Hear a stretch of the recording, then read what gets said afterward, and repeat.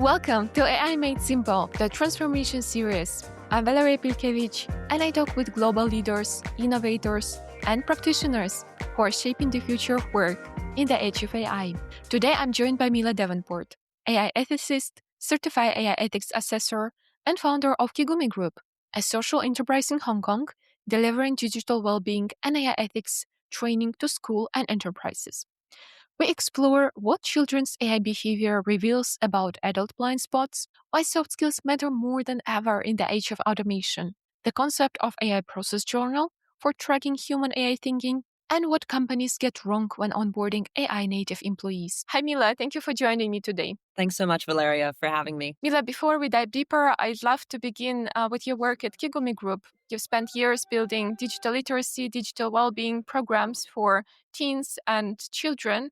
Can you share why this mission is so important? I actually started out building a character education company. It was really about integrating ethical reasoning skills into children so that they could grow up to become ethically sound leaders, essentially. And what I found was when I started the company, that was exactly when commercial generative AI tools started to hit the market and kids started using them, adults started using them, and the conversations about ethics and technology were converging for maybe the first time. So, as a person who already had come from the ethics background and the philosophy background and teaching kids philosophy, to me, it made complete sense that now generative AI and technology was this new topic to unpack from an ethical perspective. And we needed to allow kids, especially the space, to make sense of their relationships with AI, with emerging technologies. So that's really what we started to do, and because it was frankly a no-brainer, and there also was a real need for it. We saw that the companies that were creating these emerging technologies were private sector companies that were really driven by private sector interests, and that's fine. But they didn't really think about the fact that children were also using these products, and policymakers couldn't keep up. But this initial mandate that our company had about teaching kids about ethical reasoning actually branched off into child safeguarding and keeping kids safe online, cyber safety, as well as building their ability to self-regulate and essentially use technology to become the people that they want to become versus having the technology use them. So something that we say at our company is if you don't know why you're using a piece of technology, then the technology will end up using you. And we find that still to be true with most of the devices that we give to our kids. So that's what we do. I loved from one of your podcasts you were mentioning that the kids, if they want to learn math, they go to school and there is a math lesson. But there is such an important elephant in the room right now, AI, and before AI, social media and all the digital technology. So where do they learn? There is no place to learn about how to interact with these tools, how to keep their critical thinking. So I believe the work that you do is crucial. Thank you. Mila, from your work with parents and teachers and corporates and children, what behavioral patterns do you see repeating across all ages? Are adults really that different as kids when it comes to using AI? I think you know the answer to that question, which is why you ask. The answer that we found, although, we are by no means the people who hold the answers to everything, we partner with universities, pro bono academic advisors at universities, and school teachers and leaders to do our own focus groups and surveys. So we're creating this research as we go, and we share a lot of it to make sure that other people can also leverage it. But to answer your question, we find that this is a societal issue about AI literacy, and it's not about upskilling. It's not only about being able to use AI tools to move faster, to do the work better than your colleague, or to get a better score so you get into the right university. Those skills are tactical skills. And of course, I think a lot of K through 12 education is focusing on that. And so are employers, and they have good reason to be focusing on it. But what we find is that the deeper risks for enterprises and for schools and for families lie in the fact that this is experimental technology and it has very little safeguards on it. So to answer your question, when that type of technology of that nature comes into contact with people who are little humans or medium-sized humans or mature humans, we find that a lot of strange things start to happen. because again, there are not spaces and vocabularies developed yet to keep our kids safe, to keep them emotionally grounded when they develop a relationship with an AI companion. And the same goes for when adults in enterprise situations interact with LLMs. We see that there are a lot of psychological ramifications that then snowball into privacy regulation compliance problems or compliance risks, or simply bad work. So I think there's a lot in the AI human interaction, the relationship that we are starting to see as a society that we should be concerned about, not because AI should never be used, but simply because, again, we should be building that relationship between the human and the generative AI tools in a meaningful way and an intentional way that does our work frameworks and our educational frameworks in humanity and human intelligence versus trying to run as fast as we can with the technology. So that's a lot of the work we do is actually for not only schools but also universities and enterprises, trying to help them understand what is the shared vocabulary that your humans can have if you're an enterprise or if you're at a school. What is the shared vocabulary that they can use to understand their own relationship with this emerging technology so that they don't walk out of that relationship with a sort of a more diluted version of themselves? Because in the mid to the long term, that's the real risk. It's not actually getting hit with a compliance fine, by the regulators. That's a short-term risk, right? You can get over that. But it's more like, what if every person in your company, hypothetically, doesn't know how to use AI ethically and responsibly in a given context? You could end up with a workforce, an entire company full of thousands of people who are simply hiding behind a tool versus actually having the social and the human capital to contribute to your company's vision and your mission. What strikes me is how can we expect children to interact with these tools ethically and responsibly if many adults still lack the skills themselves?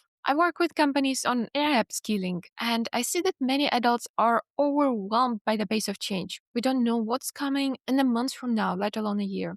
And in Europe, we now have regulations, which is AI Act, which requires companies to provide AI literacy training for employees. And it has been real improvement, but there is still a long way to go. Mila, you emphasize teaching metacognition and ethical reasoning over what you call button pressing skills. What do you think leaders are still missing when it comes to helping employees, or anyone really, build critical judgment so that AI enhances their thinking rather than replacing it? For us, a lot of it boils down to building decision-making skills in certain contexts. You don't want to get into a situation where you're upskilling your employees with frameworks that are binary, that are rules based. There's a list of rules. These are the 10 commandments. You never ever do these things.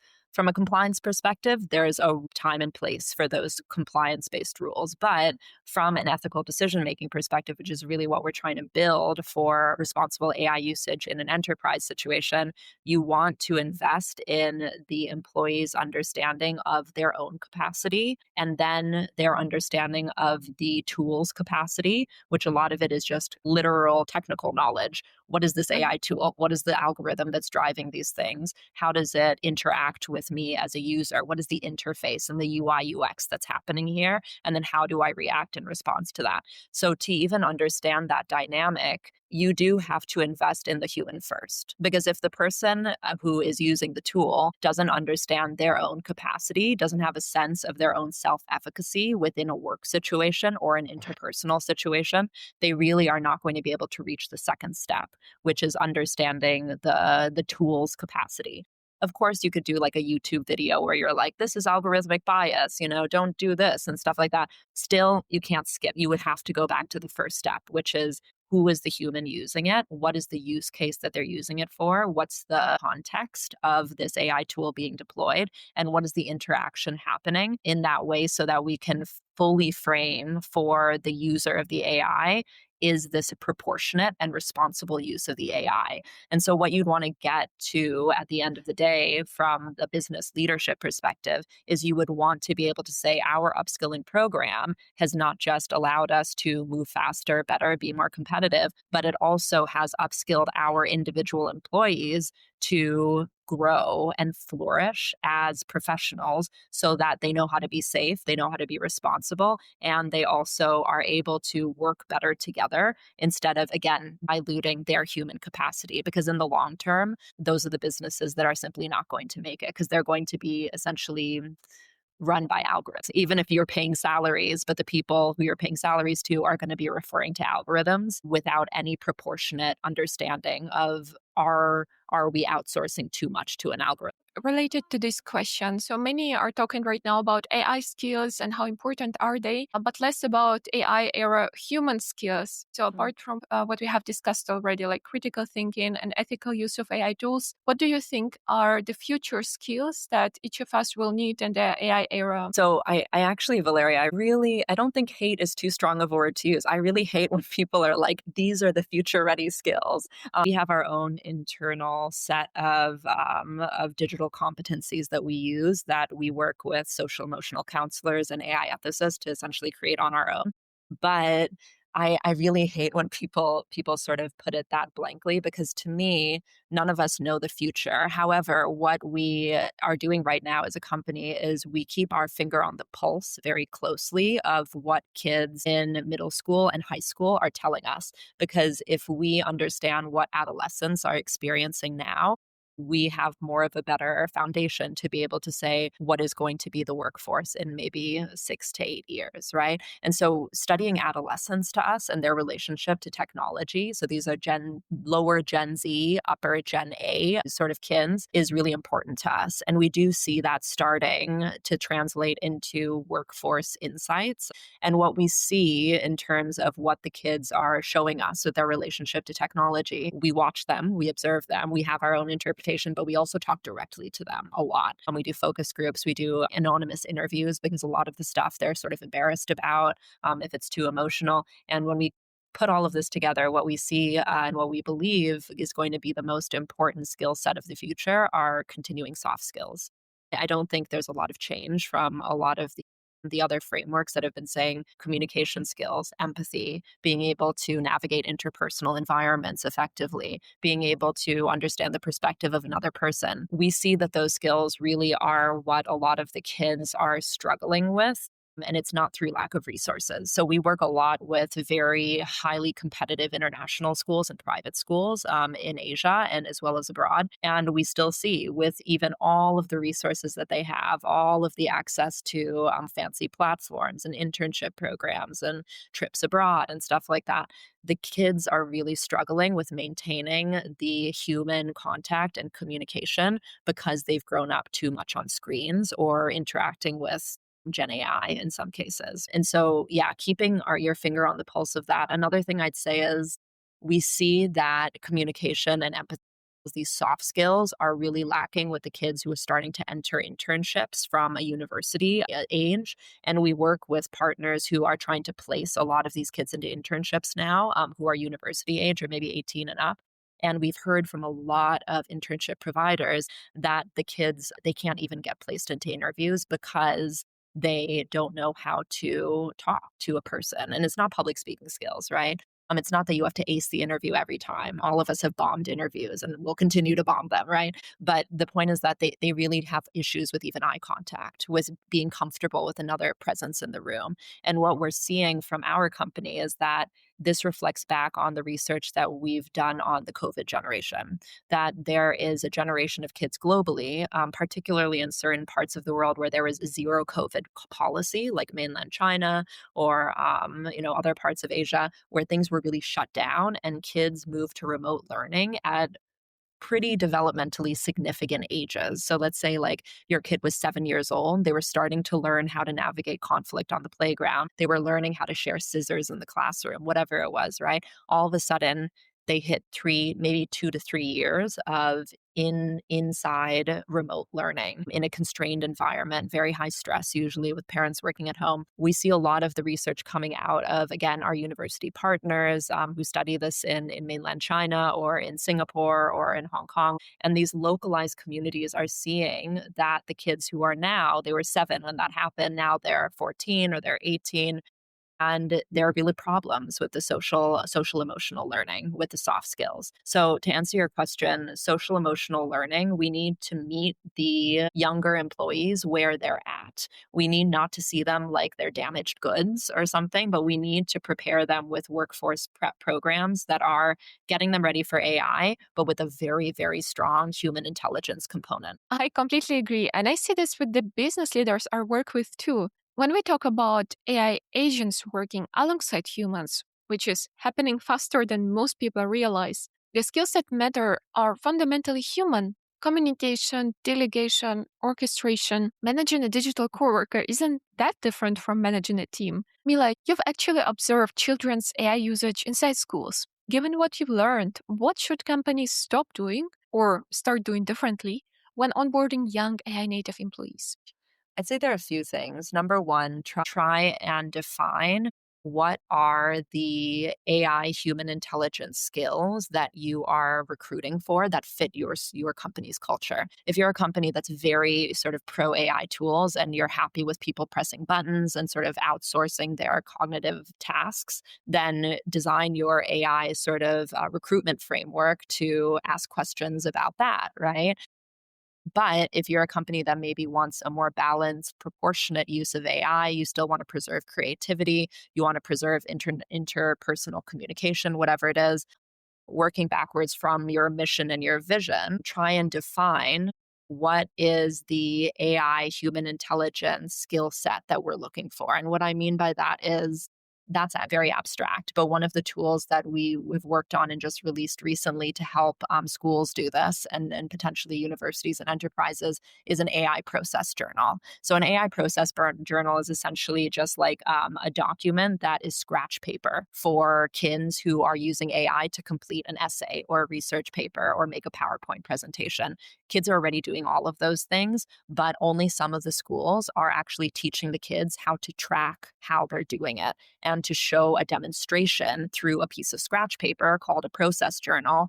This is how I used AI. I went through this reasoning process because I thought that the AI would do this better, but then I checked the AI. So it literally is a thinking process journal. That type of process journal can easily be made into a demonstration of critical thinking and human intelligence with AI for any enterprise, right? And there are sort of like free templates out there on the internet. But one thing that a company could do is use an AI process journal template, whether it's a Word document or a Google form, whatever it is. Try and find the people who are coming into your company who already were taught those skills earlier on, because those people are going to be the young professionals who are already critically thinking at a fairly mature level with AI. So you want to recruit people who know where their thinking stops and where the AI's thinking begins. Because what's happening a lot right now is that when kids use AI, their thinking and the AI thinking are getting mashed together automatically from the age of 8. And then they're growing up to the age of 15. And then they're like, wait, was that my thought or was that an AI's thought? And if the AI's thought was literally misinformation, you're going to have a big problem. So, even just at a fundamental level, I guess my last piece of advice to companies would be try and weed out the kids who know where their thinking stops and where the AI thinking begins. Whether that is in the form of an AI process journal is up to your enterprise or not, but it's very important to recruit for human intelligence with AI. I love the idea of a process journal. There is a research I recently read on cognitive offloading showing that all of us, so adults, people who are already knew how to think critically, who could write a presentation or LinkedIn post from scratch, are now transferring so much to AI that our own cognitive abilities are declining. So the process journal concept, understanding when AI is augmenting your work versus automating your thinking, that's going to be crucial for everyone, not just children. Mila, you recently launched a gamified AI education program for enterprises. And this is close to my heart because I do a lot of corporate upskilling. What I often see is that AI training gets handed to IT or data science teams, and they're brilliant in their domain, but not always great educators. I've talked to some employees who said, I thought I understood AI before the training. Now I'm afraid to use it at all. What would be your advice for L&D and HR teams who want to build real, lasting AI literacy, not just another compliance checkbox? I'd say definitely looking into frameworks. And if you need to, creating your own that's based off of your company's values about what are the human intelligences, whether they're soft skills or creativity or time made to interact with each other so that we can cross pollinate. What are the values and the principles that are really most important to you as a company? So go back to the vision and mission, and then I'd say really defining an AI literacy program and set of skills that span and integrate without any separation emotional competencies, soft skills, and AI literacy skills. I'd say that would be my first starting point. And then I'd say only after you've defined a framework for yourself about what is right for your company in terms of AI upskilling, then you can go to the curricular development stage to say, all right, as a company, this AI framework, which is partially compliance, but not only compliance, not just IT. This is directly derived from our vision and mission. Now we're going to plug it into the curricular development side, and we're going to create upskilling modules with people like Valeriya, right? But we're going to give her the homework that we've already done to say, this is really what's right for us, because that's the fingerprint of your company. Anyone who subscribes to any AI tools, they're going to be able to run as fast as you to do all these things. But where we see the magic really happening with humans and AI, human capacity to think creatively about the application and the proportionate use of an AI tool. So you're never going to be able to get around it. I mean, you can probably throw money at it and get all of the AI tools that your company needs to remain competitive for like a year or 2 years. But the way that things are going, you need to really invest in the human capacity to make decisions about the tools, because that's going to be what's most important. So, no one size fits all approach, instead, something customized to company's values, mission, people. So, human centered. Mila, to close, across all your work with children, parents, teachers, NGOs, and corporates, you've seen a wide range of AI behaviors.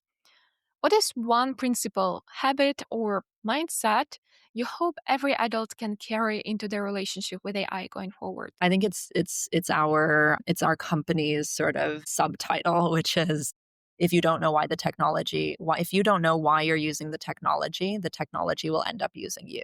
And that is true of every device. Like, you could say that about a smartphone, you can say that about a, educational app. It's simply the way that our society has developed relationships with technology. It's been allowed to develop in a very experimental way, where tech products are released into the commercialized environment for consumers without a lot of regulatory oversight.